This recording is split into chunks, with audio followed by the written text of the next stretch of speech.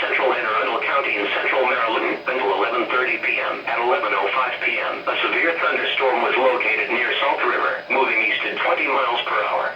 Hazard, 60 miles per hour wind gusts and quarter-size hail. Source, radar indicated. Impact, damaging winds will cause some trees and large branches to fall. This could injure those outdoors, as well as damage homes and vehicles. Roadways may become blocked by downed trees. Localized power outages are possible. Unsecured live objects may become projectiles.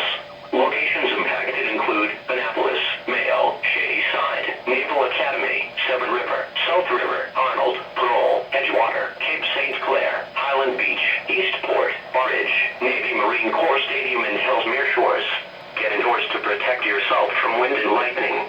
Trees around you may be down from damaging winds, so if you are near large trees, move to an interior room on the lowest floor. Don't drive underneath trees or in wooded areas until the threat is past.